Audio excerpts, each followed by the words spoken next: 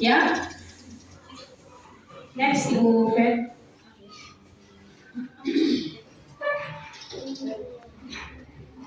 Ya, Bapak Ibu, ini ya, saya calon guru penggerak angkatan 11. Kemudian ini di sebelah saya pengajar praktik saya ya, Ibu Mentauli Huta Barat, dan fasil saya ini dari Jayapura, Pak Suprapto. Next. Ya, Bapak Ibu, tadi pembukaan sudah berlangsung, agenda kegiatannya sedikit dilewatkan. Lanjut. Ya. Ini Bapak Ibu ya, terkait budaya positif yang harus saya bagikan, saya sampaikan ke Bapak Ibu. Saya bagikan ke Bapak Ibu semua.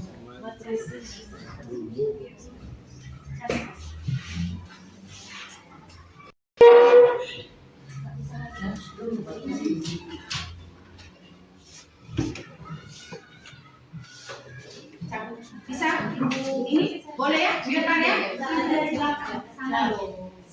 Yes. Ya, Bapak Ibu, next. Nah ini dia Bapak Ibu, kesepakatan kelas. Siapa yang di dalam kelas selalu buat ada kesepakatan kelas? Ya, hampir semua ya, luar biasa. Ini hal-hal yang termasuk dalam budaya positif Bapak Ibu. Kesepakatan kelas. Dan memang kesepakatan kelas ini saya sudah beberapa temui di beberapa wali kelas yang bukan wali kelas, guru bidang studi pun pada saat saya melakukan observasi atau supervisi akademik. Ya, jadi di sini Bapak Ibu ada yang saya angkat terkait untuk kegiatan hari ini. HP dibaca di Bapak Ibu saat kegiatan, kemudian ajukan tangan saat akan berpendapat, kemudian aktif mengikuti kegiatan dan saling menghargai. Ya, seperti itu Bapak Ibu. Nah, lanjut Bapak Ibu, ini ada Ibu Medi, ada yang atas tadi boleh dibantu dulu. Nah, Bapak Ibu, sebentar aja ya untuk pengalaman Bapak Ibu. Jika Bapak Ibu menjadi murid ya atau menjadi audiens, bagaimana budaya di sekolah untuk membentuk karakter diri Bapak Ibu? Silakan nanti dituliskan di post-it yang dibagikan oleh Ibu Medi. Ya, satu lembar saja. Boleh mari Ibu Medi yang lainnya supaya dibantu. Di belakang sudah. Ibu Marwah minta tolong teman-teman yang di belakang. Iya. Jadi Bapak Ibu yang boleh ceritakan pengalaman, nggak usah panjang-panjang, nggak usah pakai bahasa yang baku, ya. Silakan menceritakan pengalaman Bapak Ibu jika Bapak Ibu menjadi murid, ya, atau audiens. Jika bagaimana budaya di sekolah itu membentuk karakter diri Bapak Ibu. Apakah budaya sekolah itu membentuk karakter Bapak Ibu? Tidak, ya.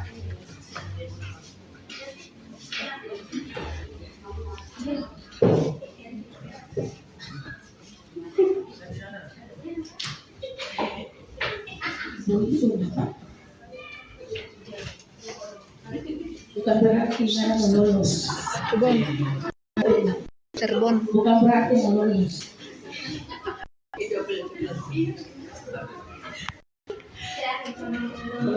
Ya, Ibu Feti tolong next di berikutnya. Ada pertanyaan berikutnya di bawahnya aja. Nah, kira-kira budaya seperti apa yang berdampak positif? Ya, yang berdampak positif. Bagaimana cara mewujudkannya? Silakan di kertas itu boleh Bapak Ibu tuliskan. Sudah ya? Iya, silakan dituliskan. Ini nanti saya coba mau baca lagi itu jadi refleksi untuk saya juga Bapak Ibu. Silakan budaya seperti apa yang menurut Bapak Ibu akan berdampak positif? Ya.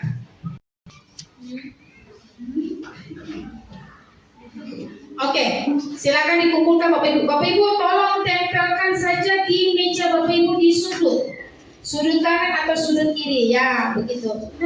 Iya. Iya, itu pertanyaan kedua. Bu Media jadi lagi boleh.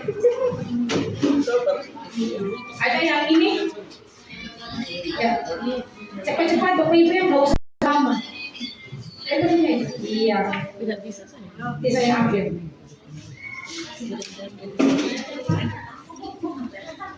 Boleh. Nanti dikembalikan dulu. Ini. Budaya seperti apa? Sudah Bapak Ibu? Next. Sudah ya? Ya. Ini.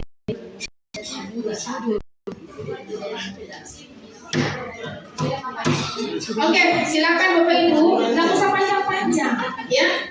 Budaya apa yang Bapak Ibu inginkan? Nah, Bapak Ibu sambil menulis, kalau sudah silakan ditempelkan di sudut kanan atau kiri meja Bapak Ibu, seperti punyanya Ibu Sadia.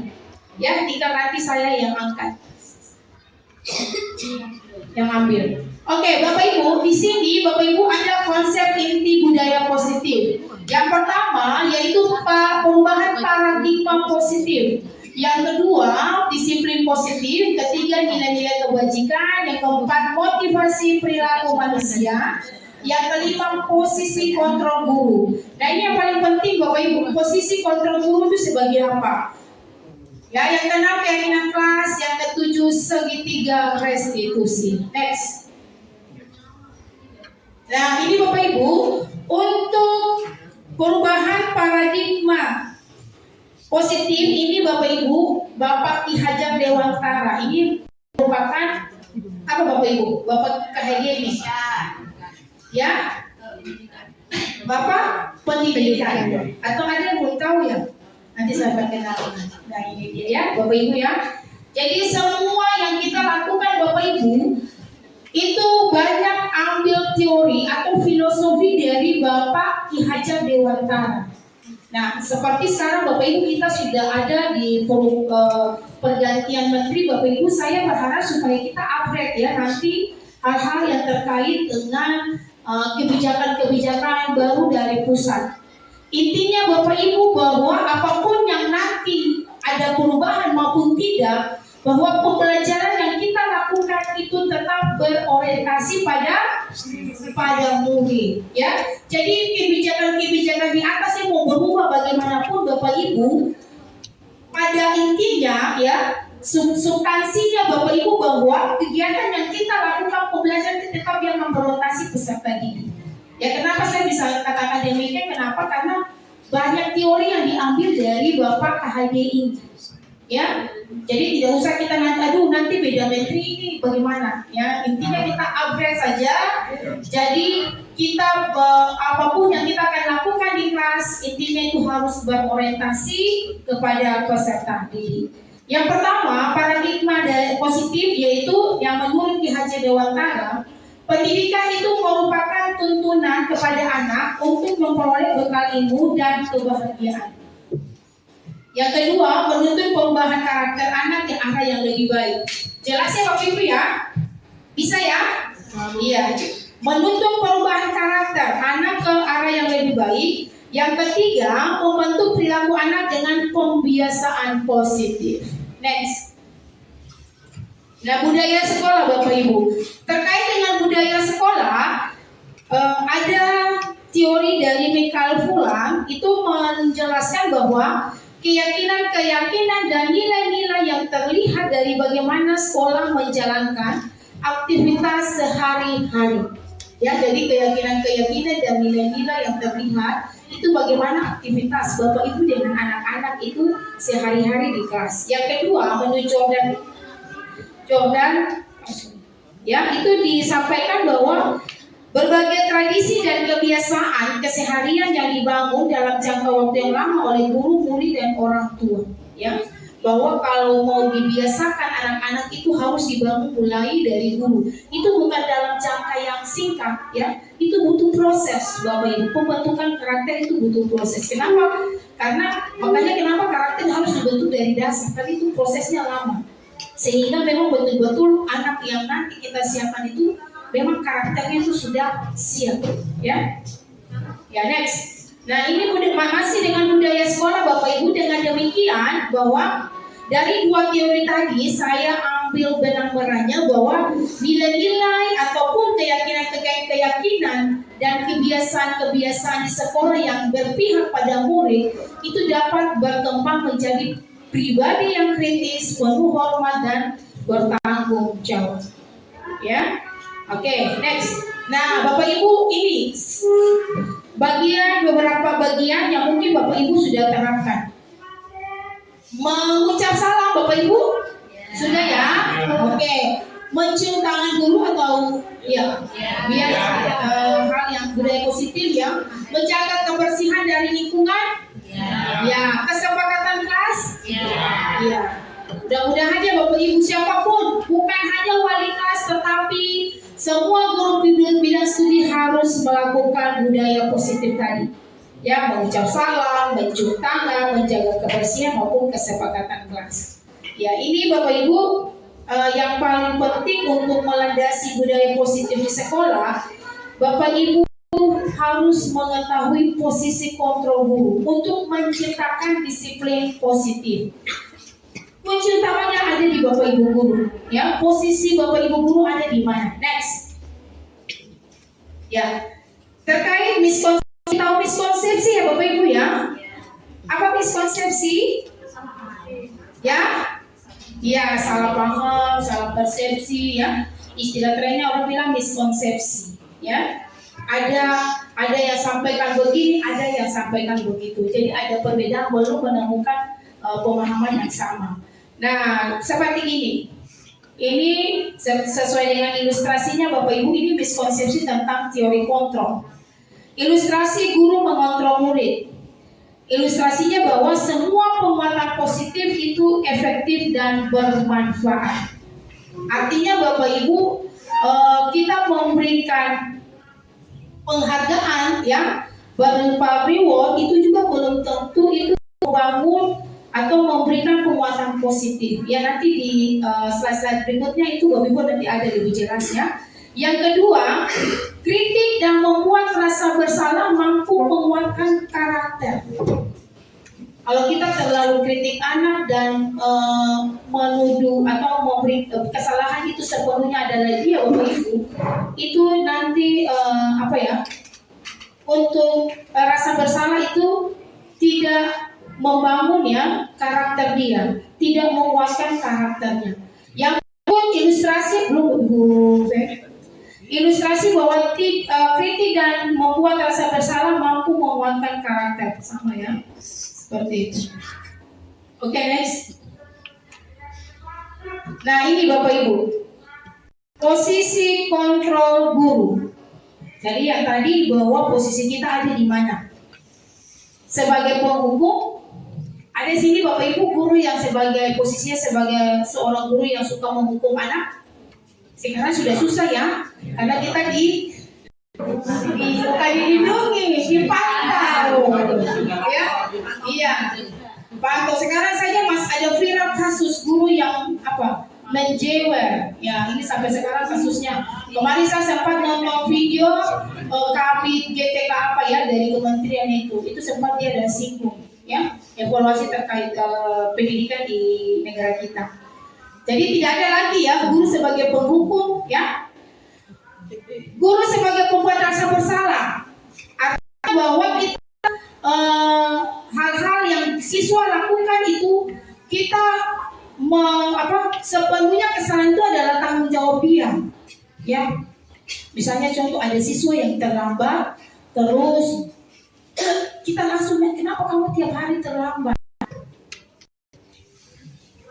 Kamu kenapa? Ya, kita sepertinya menuduh dia bahwa kesalahan dia, terlambat dia itu adalah sepenuhnya ada kesalahan dia. Mungkin saja orang tua yang tidak berperan pada saat ini mau ke sekolah. Ya, seperti itu menuduh dia kesalahan dari dia. Tidak ada ya, Bapak Ibu ya. Ya, mudah-mudahan tidak ada ya, ada. Ya. Nah, kali ini sering teman dapat lihat kan Bapak Ibu posisi guru sebagai teman. Kalau teman ini banyak. Ya, saya lihat guru menjadi partner, menjadi teman untuk murid-muridnya, apalagi kalau kelas tinggi, ya. Kemudian sebagai pengontrol, ya guru selalu mengontrol anak-anak. Yang kelima guru sebagai manajer. Nah, ini Bapak Ibu kira-kira menurut Bapak Ibu dari posisi guru yang paling baik itu sebenarnya guru ada di posisi mana? Ya, siapa yang menghukum? Tidak ada. Siapa yang guru pembuat rasa bersalah? Tidak ada. Siapa yang sebagai teman? Siapa yang sebagai siapa yang sebagai manajer? Nah, dari kelima ini Bapak Ibu, ada satu posisi kontrol itu yang bisa mengakomodir empat ini. Nanti kita lihat di slide berikut. Ya, penasaran ya Bapak Ibu? Nah, penasaran, mari kita simak baik-baik. Next. Ya. Oke, kita lewatkan aja ya. Ya. Bapak Ibu perhatikan ya, untuk disiplin positif itu adalah sebuah model disiplin yang difokuskan pada murid agar menjadi pribadi yang penuh hormat dan bertanggung jawab. Ya, ini disiplin positif Bapak Ibu. Kalau yang punya pemahaman disiplin positif jauh dari sini, silakan kita pahami pengertiannya bahwa itu sebuah model disiplin yang difokuskan pada perilaku murid agar menjadi pribadi yang penuh hormat, Bapak Ibu. Dia bukan menjadi pribadi yang merasa minder, yang kesalahan terus dia menjadi hal yang membuat dia minder karena kesalahan itu dilimpahkan ke dia, ya. Tetapi dia menjadi pribadi yang bertanggung jawab atas semua yang dia lakukan. Yang kedua, disiplin positif itu merupakan salah satu cara penerapan disiplin yang bertujuan untuk menumbuhkan kesadaran serta memperdayakan peserta didik tanpa imbalan penghargaan maupun atau reward atau ancaman ataupun hukuman. Ya, ini yang paling penting Bapak Ibu harus kita pahami sehingga hal-hal ini kita bisa buat di kelas kita masing-masing. Next. Ya, disiplin positif ini dia juga mengacu pada disiplin yang memiliki bertanggung jawab terhadap apa yang dilakukannya berdasarkan nilai-nilai yang diyakini Bapak Ibu. Bukan saja nanti Bapak Ibu guru belajar ini, tapi kita juga sebelum kita mempraktikkan atau kita menerapkan di kelas, yang pertama kita dulu Bapak Ibu ingatkan guru berarti buku dan ditiru, ya. Itu yang perlu kita perhatikan Bapak Ibu, sehingga untuk budaya positif atau disiplin positif ini kita terapkan dulu. Sebagai pendidik, tujuan kita adalah menciptakan peserta didik yang memiliki disiplin diri, sehingga mereka berperilaku mengacu pada nilai-nilai kegiatan kebajikan universal dan memiliki motivasi intrinsik dalam perubahan perilaku ke arah yang lebih baik, ya. Next. Nah, ini Bapak Ibu kriteria utama dalam disiplin positif. Yang pertama itu kita bersikap baik dan tegas, membantu murid untuk merasa dihargai, mempertimbangkan aktivitas dan dampak jangka panjang bagi proses belajar, kemudian membekali murid dengan keterampilan sosial dengan menumbuhkan karakter yang baik, kemudian mengajak murid untuk menemukan bagaimana mereka mampu menggunakan kekuatan diri dengan cara yang membangun. Ya, ini hal yang harus kita perhatikan Bapak Ibu, tujuan dari disiplin positif. Ya, ini ada 5 kriterianya. Kalau 5 ini kita sudah bisa terapkan, luar biasa. Ya Bapak Ibu ya, ada yang ditanyakan sebelum saya lanjut? Izin untuk saya. Iya. Ini kaitannya dengan penerapan budaya bersih yang kita lakukan di sekolah. Kita meringat tentang primata pendidikan, di mana pendidikan itu yang memiliki tanggung jawab di ranah pendidikan itu juga kebutuhan kita di lingkungan sekolah dan di masyarakat. Nah, itu ya bahwa di mana positif itu sudah upayakan sedemikian kasusnya juga. Tapi dua ranah matra itu yang kadang juga memiliki kekuatan yang luar biasa untuk membentuk siswa ya. Contohnya saya nih, contoh kasus saya di rumah saya. Jadi anak kalau sama saya mau di kelas dulu, Tapi di saat sama anak mahasiswa ini, saya kaget sekali kalau seandainya siswa yang biasanya berkelakuannya aneh itu memang udah biasa. Tapi ini dilakukan oleh anak yang di mata saya ini karakternya bagus banget. Saya kaget sekali satu hari kemarin. Dia ini kan searchnya di kepalanya gitu. Kaget sekali. Nah itu kan istilahnya jangankan anak tersebut, semua anak itu kalau saya tuh manut kok lihat mereka tidak berani macam-macam. Sampai saya kaget bilang, itu bisa begitu ya. Terus ada satu lagi di satu hari kemarin saya ada kegiatan masak-masak. Kemudian setelah di saat ditegur sama serjen, ditegur sama serjen. Kalau anak pesantren sama saya ditegur kan marah itu mereka tidak sama sekali. Artinya mereka malu. Tapi saat serjen ditegur saja, itu daun jangan dibawa kemana karena kotor, langsung dia keluar guling-guling di depan. Nah ini kan saya bilang, oh ini sudah saya lakukan, bahkan anak itu sama saya tuh gak berani, semua anak gak ada yang berani. Tapi, nah ini saya lagi menggali, ini dua mantranya yang gak bisa, yaitu mantra masyarakat dan keluarga. Ya, seperti itu. Maka untuk karena itu, saya sih saran-saran kepada sekolah bahwa yang namanya parenting harus ada secara konsisten itu dilakukan oleh pihak sekolah. Itu aja, terima kasih ya. Baik. Terima kasih Ibu Susi. Memang betul ya bahwa parenting ini beberapa sekolah itu sudah terapkan. Dan ini penting sekali untuk kedepannya pihak sekolah itu harus mengundang orang tua untuk membentuk parenting, karena yang namanya pendidikan budaya positif itu juga bukan hanya tanggung jawab kita, ya, tetapi masyarakat dan orang tua juga penting. Nah ini menjadi masukan sehingga nanti kedepannya Bapak Ibu kita akan berkolaborasi bersama-sama supaya kegiatan ini berjalan. Terima kasih ya Ibu Susi, luar biasa. Baik, saya lanjut ya Bapak Ibu ya. Terkait masalah tadi itu hal-hal yang memang kita jumpai. Masukannya nanti kita akan tidak lanjut di tahun depan. Oke Bapak Ibu, untuk upaya membangun budaya positif itu yang paling penting Bapak Ibu kita membuat kesepakatan kelas.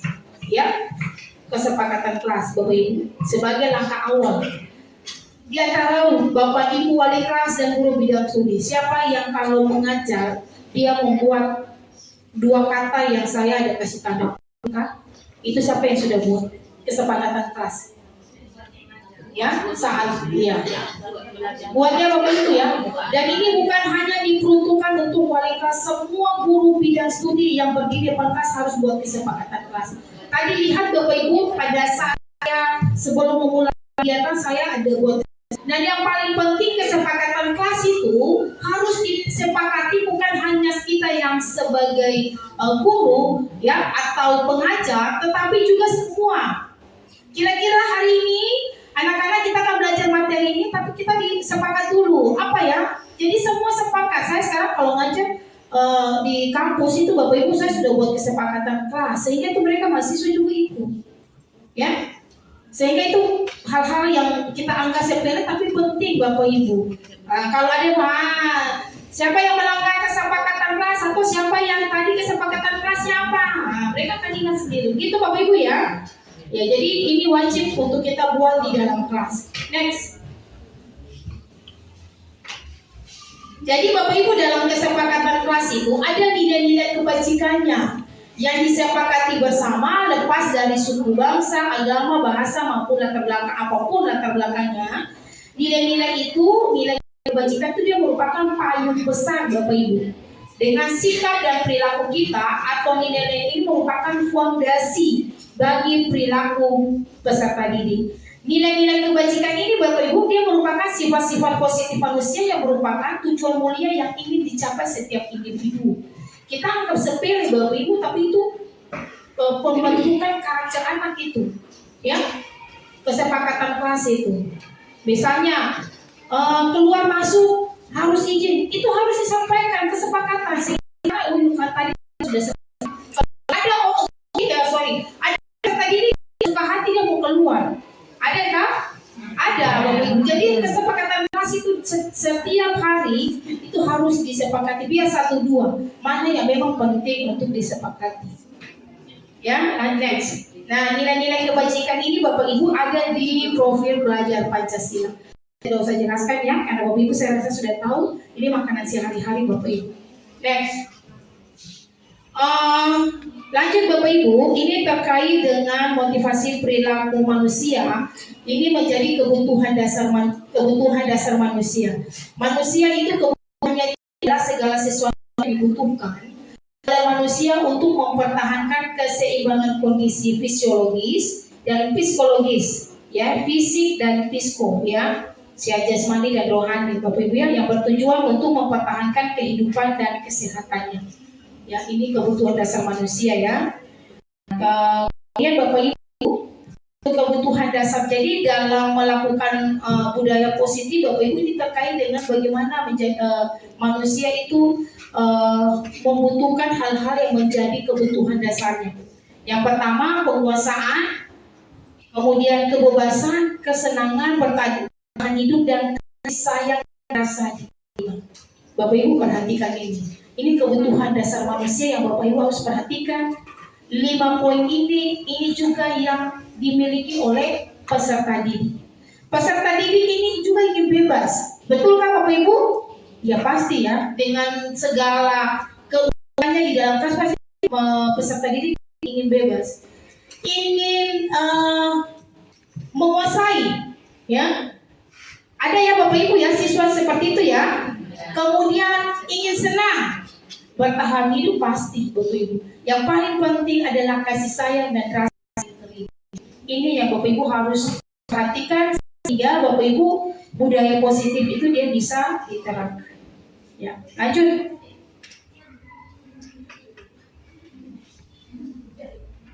Kemudian Bapak Ibu, motivasi perilaku manusia ini yang pertama itu untuk menghindari ketidaknyamanan dan hukuman. Jadi hal-hal yang Bapak Ibu, yang anak-anak lakukan atau yang kita lakukan ya sebagai sebagai manusia, itu kadang kita menghindari ketidaknyamanan atau hukuman untuk mendapatkan pengimbalan penghargaan dari orang lain, ya, karena bukan sesuatu ingin mendapat, itu hal yang wajar Bapak Ibu. Yang ketiga, untuk menjadi orang yang mereka inginkan dan mengakhiri diri sendiri dengan nilai-nilai yang mereka percaya. Next. Nah, ini tadi yang posisi kontrol guru ya Bapak Ibu sebagai penghukum. Yang itu ada ilustrasinya Bapak Ibu, pembuat rasa bersalah. Bagaimana kalau kita bicara dengan seorang murid baru semua kesalahan kita limpahkan ke dia, bagaimana siswa itu ya.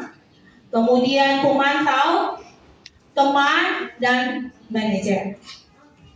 Next. Nah ini Bapak Ibu 5 contoh penerapan 5 posisi kontrol guru.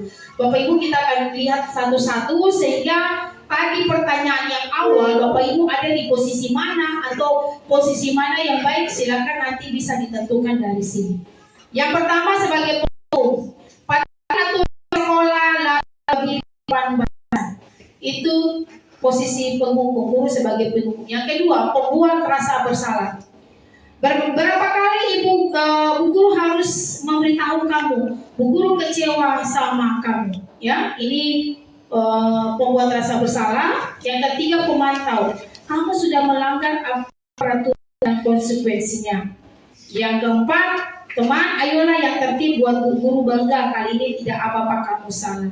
Yang terakhir, manajer. Apakah kamu tahu kesalahanmu? Kira-kira bagaimana kamu akan memperbaiki kesalahan ini? Nah, menurut Bapak Ibu Guru, dari 5 posisi kontrol ini, mana yang seharusnya guru harus miliki? Manajer. Ya? Nah, manajer ya. Sebagai manajer. Ini nanti ada di berikut ya Bapak Ibu, bahwa posisi kontrol guru itu harus yang paling ini ada di manajer. Kenapa? Karena hal-hal yang ada di sini Bapak Ibu dia sudah merangkum semua. Sebagai teman ada, sebagai pembantu juga ada, sebagai pembuat rasa bersalah pun Bapak Ibu bukan berarti kita menyalahkan anak, tidak. Tetapi bagaimana dia mengetahui apa yang menjadi kesalahannya, dia akan sadari sendiri. Bukan kita yang intervensi. Ya, jadi manajer ini dia sudah mengakomodir semua. Bisa ya? Atau ada yang sebagai teman? Ya, posisi yang paling posisi guru sebagai posisi kontrol guru yang paling baik itu ada di posisi manajer. Ya, seperti itu. Nah, ini Bapak Ibu, untuk hal-hal seperti itu, keyakinan kelas ini, mengapa harus ada keyakinan kelas? Yang pertama bahwa mengapa keyakinan kelas? Mengapa tidak peraturan kelas saja? Ya, yang pertama bahwa mengapa kita memiliki peraturan tentang penggunaan helm pada saat mengendarai kendaraan roda 2 atau motor? Ada yang bisa jawab saya? Kenapa kita harus menggunakan helm? Untuk melindungi. Berarti menggunakan helm itu peraturan ya.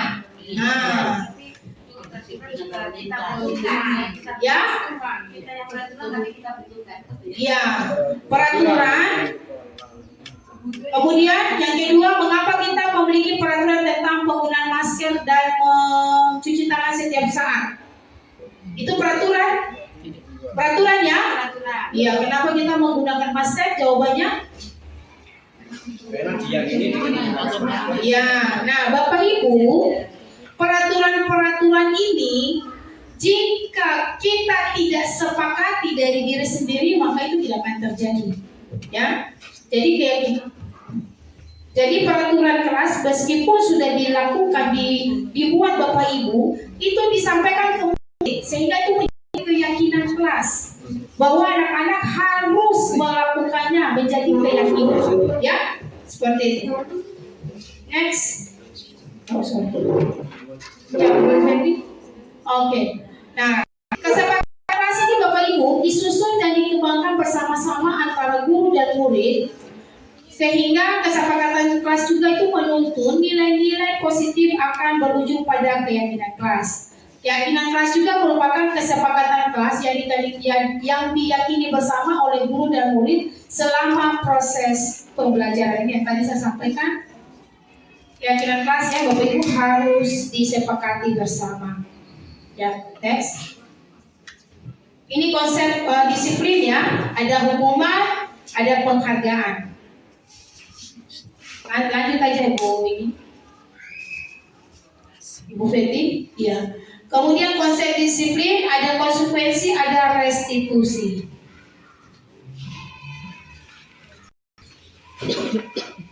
Kemudian Bapak Ibu, jadi begini, alurnya gini Bapak Ibu. Pada saat Bapak Ibu membuat peraturan kelas, ya bisa kasih ini ya supaya Bapak Ibu bisa paham. Pada saat Bapak Ibu ada peraturan kelas ya, ada ya Bapak Ibu. Ada. Satu contohnya, jadwal piket, membersihkan kelas, apa lagi? Datang tepat waktu, membawa alat tulis. Nah, dari peraturan ini Bapak Ibu yang apa yang menjadi peraturan kelas itu yang Bapak Ibu harus sepakati dengan anak-anak. Bisa ya? Nah, sehingga Bapak Ibu itu menjadi keyakinan kelas. Nah, jika Bapak Ibu ada kedapatan siswa yang melanggar hal yang sudah menjadi kesepakatan kelas, Bapak Ibu tidak bisa langsung menjadi penghukum, pembuat rasa bersalah, tetapi posisi guru harus menjadi seorang itu alurnya seperti itu. Nah, dan jika Bapak Ibu ada siswa yang melanggar keyakinan kelas yang sudah disepakati bersama Bapak Ibu, maka posisi guru sebagai manajer apa yang akan dilakukan? Sehingga yang akan dilakukan oleh guru, dia akan menggunakan yang namanya segitiga restitusi. Tidak langsung dia menjustifikasi anak Bapak Ibu. Itu proses alurnya Bapak Ibu sampai budaya positif ini bisa diterapkan di dalam kelas. Bisa ya? Iya, jadi ada peraturan kelas, Bapak Ibu harus sepakati dengan anak-anak. Itu alurnya ya. Peraturan kelas ada kan? Bapak Ibu harus sepakati dengan anak-anak. Kemudian dari kesepakatan itu, jika ada anak yang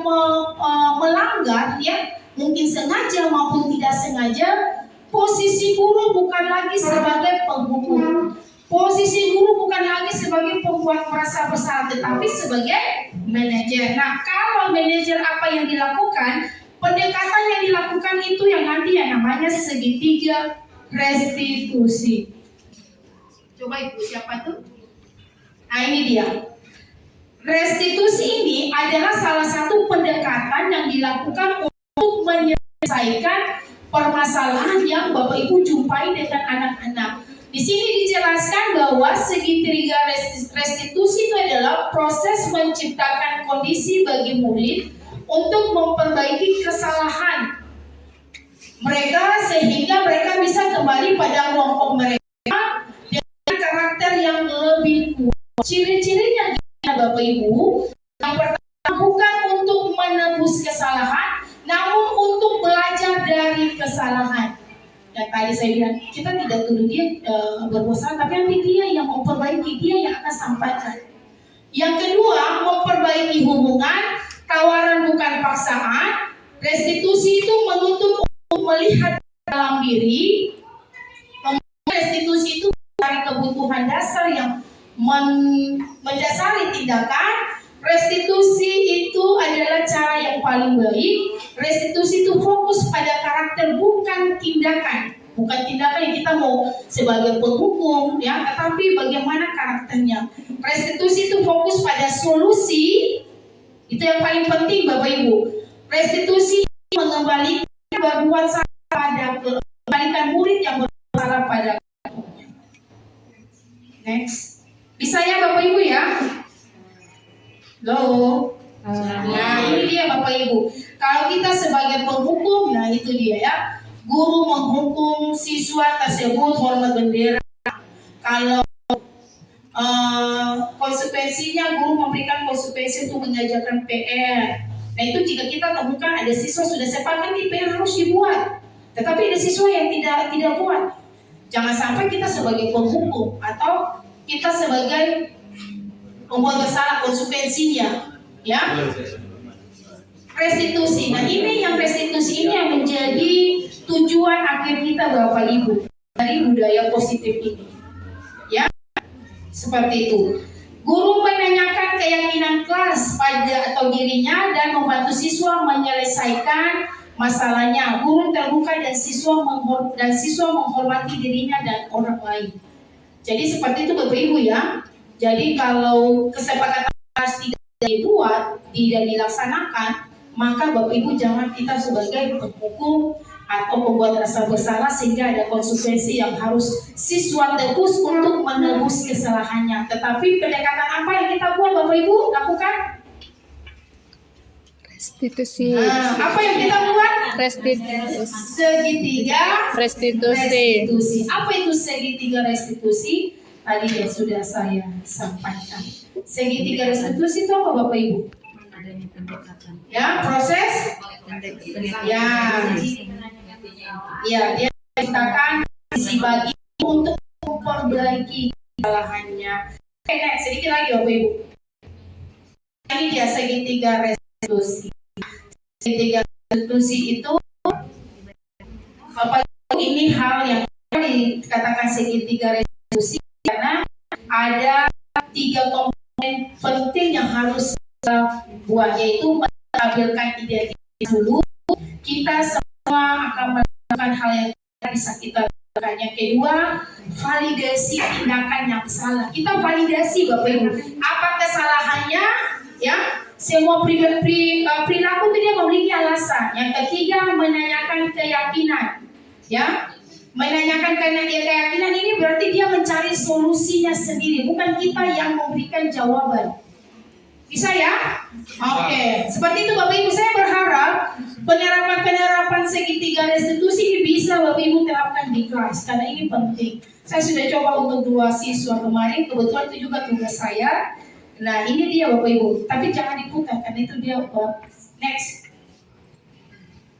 Nah ini Bapak Ibu, ini satu siswa yang dia ini suka terlambat. Ini siswanya siapa ya? Ibu. Kelas 5, tidak salah. Kelas Oh, kelas 5. Ini dia suka terlambat sampai Jadi dia suka terlambat. Jadi hari itu saya cari siswa depan dan mereka teman-teman tunjuk, oh ini ibu dia suka terlambat. Saya tidak tanya, tapi saya mau bilang waktu itu panggil mereka untuk saya wawancara. Nah ini dia siswa ini dia terlambat. Jadi dia sampaikan kenapa dia terlambat. Terus bilang kalau seperti itu apa yang kamu lakukan? Jadi dia berpikir sendiri. Dia bilang, oh ibu tadi saya bangun pagi, ya itu ada di seluruh yang ambil video. Saya kan bangun pagi ibu. Kemudian dia bilang saya tidak telat. Dia suka kemalaman. Saya tidak tahu apakah siswa ini sudah berubah atau belum. Ini siswanya siapa? 6A itu baru sekarang gabung di Oh gabung. Sekarang ditanya Ibu Din. terlambat? Tidak. Tidak. Ya karena dia katanya sering terlambat. Nah satu lagi videonya ada saya dengan kelasnya Ibu